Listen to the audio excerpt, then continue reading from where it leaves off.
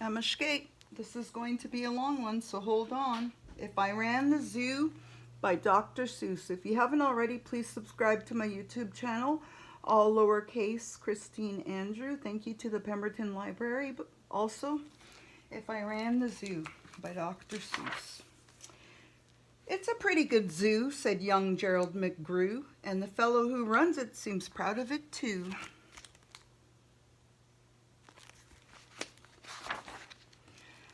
But if I ran the zoo, said young Gerald McGrew, I'd make a few changes, that's just what I do. The lions and tigers and that kind of stuff they have up here now are not quite good enough. You see, things like these in just any old zoo, they're awfully old-fashioned. I want something new. So I'd open each cage, I'd unlock every pen, let the animals go, and start over again. And somehow or other, I think I could find some beasts of a much more unusual kind.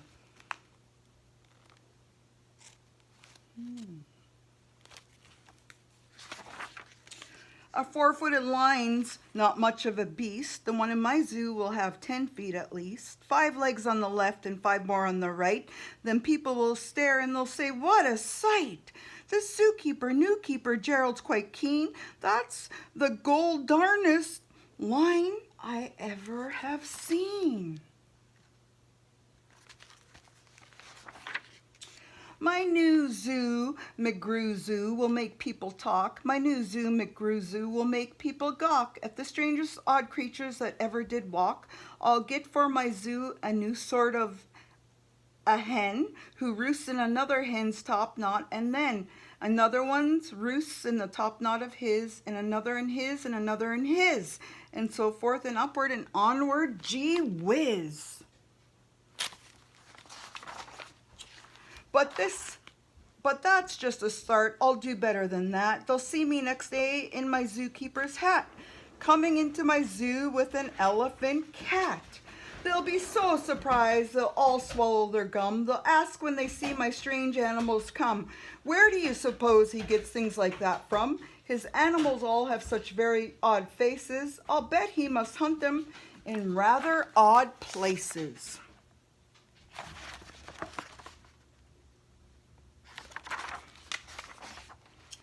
And that's what I'll do, said young Gerald McGrew. If you want to catch beasts you don't see every day, you have to go places quite out of the way. You have to go places no others can get to. You have to get cold, and you have to get wet too. Up past the North Pole where the frozen winds squeal, I'll go and I'll hunt in my Skiggle-mobile and bring back a family of what do you know?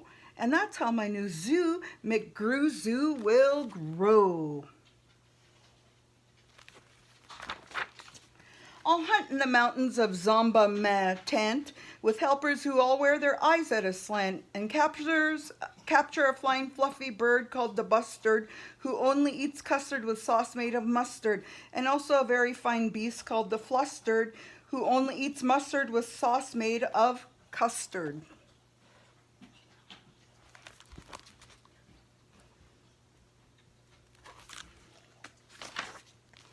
I'll catch them in caves and I'll catch them in brooks. I'll catch them in crannies. I'll catch them in nooks that you don't read about in geography books. I'll catch them in countries that no one can spell, like the country of Pell. In a country like that, if a hunter is clever, he'll hunt up some beasts that you never saw ever.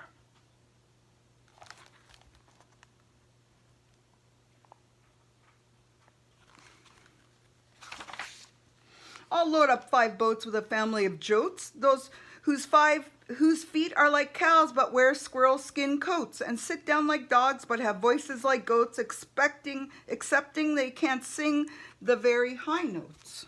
Whoa, sorry, butchered that one. And then I'll go down to the wilds of Nantucket and capture a family of lunks in a bucket. Then people will say, no, I like that boy heaps. His new zoo, McGrew Zoo, is growing by leaps. He captures them wild and he captures them meek. He captures them slim and he captures them sleek. What do you suppose he will capture next week?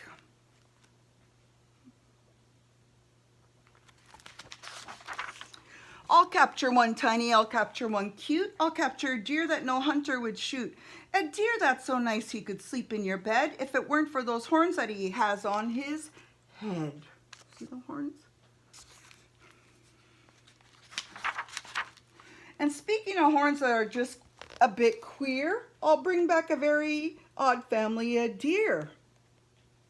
A father, a mother, two sisters, a brother, whose horns are connected from one to the other, whose horns are so mixed they can't tell them apart, can't tell where they end and can't tell where they start. Each deer's mighty puzzled he never yet found, if his horns are hers or the other way round. I'll capture them fat and I'll capture them scrawny, I'll capture a scragglefoot mulligatawny, a high-stepping animal fast as the wind from the blistering sands of the desert of Zend. This beast is the beast that the brave chieftains ride when they want to go fast to find some place to hide. A mulligatawny is fine for my zoo, and so as a chieftain, I'll bring one back to you. In the far western part of southeast North Dakota lives a very fine animal called the iota, but I'll capture one who is even much finer in the northeastern west part of South Carolina. When people see him, they will say, "Now, by thunder, this new zoo, McGrew Zoo, is really a wonder." Most beasts are quite friendly, but still in some lands, some beasts are too dangerous to catch with bare hands. For those that are ugly and vicious and mean, I'll build a bad animal catching machine. It's rather expensive to build such a kit, but with it, a hunter can never get bit. Look at that. A zoo should have bugs, so I'll capture a thwirl whose legs are snarled up in a terrible snarl. And then I'll go out and I'll capture some chugs, some keen shooter, mean shooter, bean shooter bugs.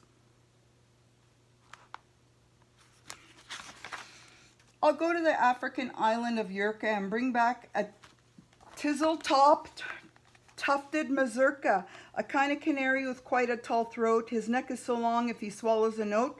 For breakfast the first day of April, they say it has to go down such a very long way that it gets to his stomach the 15th of May. That's my cousin Rob's birthday. I'll bag a big bug who's very surprising, a fella who has a propeller for rising and zooming around, making cross-country hops from Texas to Boston with only 2 stops. Now that sort of thing for a bug is just tops, and when I've caught him, then the next thing you know, I'll go and I'll capture a wild tic-tac-toe. With X's that win and with zeros that lose, he'll look mighty good in this zoo of McGrews.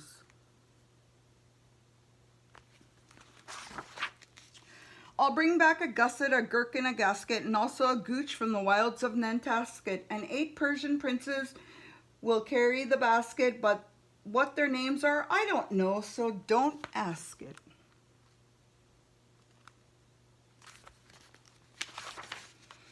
In a cave in Khartoum lives a beast called the Natch that no other hunter been able to catch. He's hidden for years in his cave with a pout, and no one's been able to make him come out, but I'll coax him out with a wonderful meal that's cooked by my cooks in my cooker mobile. They'll fix up a dish that is just to his taste, 3 chicken croquettes made of library paste, then sprinkled with peanut shucks pickled and spiced, then baked at 600 degrees and then iced. It's mighty hard cooking to cook up such feasts, but that's how the new Zoo McGrew Zoo gets beasts.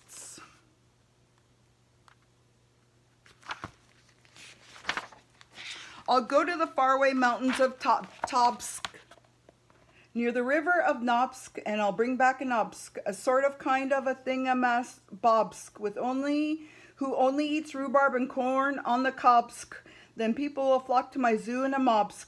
McGrew, they will say, does a wonderful jobsk. He hunts with such vim and he hunts with such vigor. His new zoo, McGrew Zoo, gets bigger and bigger. And speaking of birds, there's the Russian Paluski, whose headski is redski and belly is blueski. I'll get one of them for my Zooski McGrewski.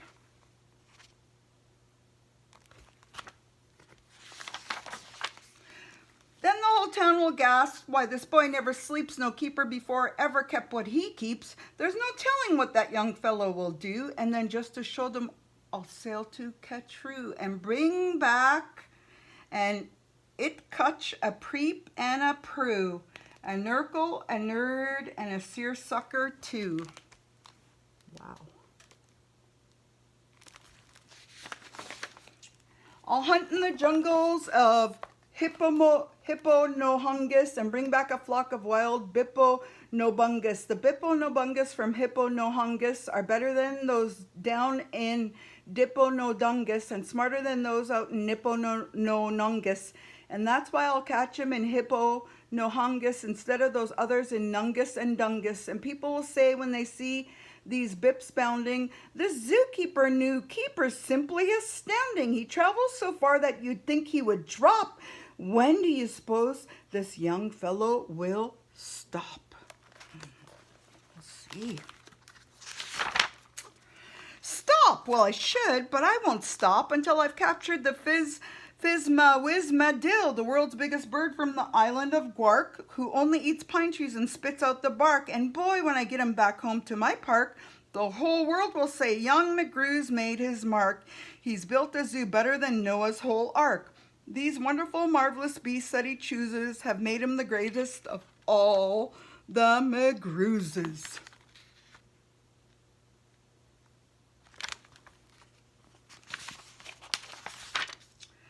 Wow, they all cheer what this zoo must be worth. It's the gold-darndest zoo on the face of the earth. Look at that busy zoo. See it all? So cool. Yes, that's what I'd do, said young Gerald McGrew. I'd make a few changes if I ran the zoo. If I Ran the Zoo by Dr. Seuss. Thank you for coming to my book reading.